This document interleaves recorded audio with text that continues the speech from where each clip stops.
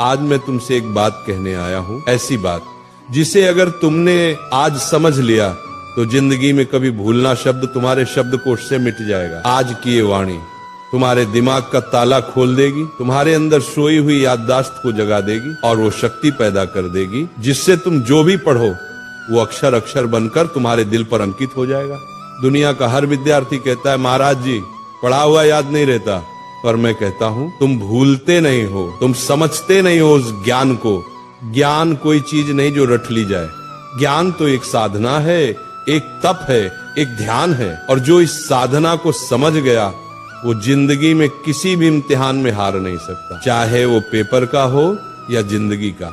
आज का ये प्रवचन तुम्हारी किताबों का नहीं, तुम्हारे अंदर के विद्यार्थी का पुनर्जन्म है। मैं आज तुम्हें वो 3 रहस्य बताने जा रहा हूँ जिन्हें अगर तुमने आज से अपना लिया तो तुम्हारा दिमाग एक ऐसा शस्त्र बन जाएगा जिससे तुम असंभव को भी संभव कर दोगे। पहला सूत्र, पढ़ते समय शरीर नहीं आत्मा लगाओ। जब तुम पढ़ाई करते हो तो सोचो क्या तुम्हारा मन वही है? किताब सामने है लेकिन मन मोबाइल में, मन किसी विचार में, मन किसी दोस्त में, ऐसे में कैसे याद रहेगा? ध्यान भटक गया, ज्ञान का दरवाजा बंद। जैसे दीपक तभी जलता है जब लौ स्थिर होती है, वैसे ज्ञान भी तभी टिकता है जब मन स्थिर हो। इसलिए जब भी पढ़ने बैठो पहले मन को शांत करो, गहरी सांस लो, अपने भगवान को याद करो, हे प्रभु मुझे एकाग्रता दो। अब किताब खोलो, हर शब्द को ऐसे पढ़ो जैसे वह शब्द नहीं ईश्वर का आशीर्वाद हो।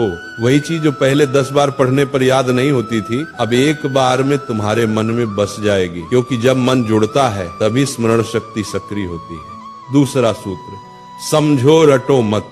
आज के ज्यादातर विद्यार्थी रटकर पढ़ते हैं, पन्ने के पन्ने याद करने की कोशिश करते हैं बिना ये जाने कि उसमें लिखा क्या है। बेटा याद रखो, समझता है उसे भूलना मुश्किल है, और जो रटता है वो भूलना तय है। समझकर पढ़ाई करने वाला विद्यार्थी सिर्फ किताब का ज्ञान नहीं बल्कि जीवन का ज्ञान पाता है। मान लो तुम्हें कोई टॉपिक पढ़ना है तो उसको चित्र बनाकर समझो, वो कैसे सूरज से गर्म होता है, कैसे बादल बनता है, कैसे बारिश आती है। जब तुम उस विषय को महसूस करने लगोगे तो वो कभी नहीं भूलेगा। ज्ञान को महसूस करो, क्योंकि जो महसूस किया जाता है वो याद नहीं किया जाता, वो बस जाता है। तीसरा और सबसे शक्तिशाली मंत्र, दोहराओ और किसी को सिखाओ। दुनिया का सबसे अच्छा तरीका याद रखने का यही है कि तुम किसी को सिखाओ।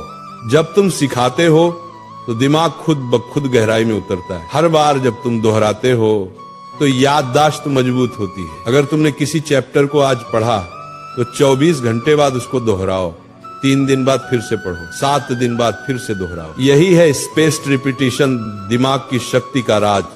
और सबसे बढ़िया, अपनी माँ को, दोस्त को, भाई को वो टॉपिक समझाओ, क्योंकि जो दूसरों को सिखा सकता है वो खुद कभी भूल नहीं सकता। ये तीनों सूत्र अगर तुम रोज के जीवन में अपना लो तो भूलना असंभव हो जाएगा। बस इन 3 शब्दों को याद रखो, ध्यान, समझ, दोहराओ।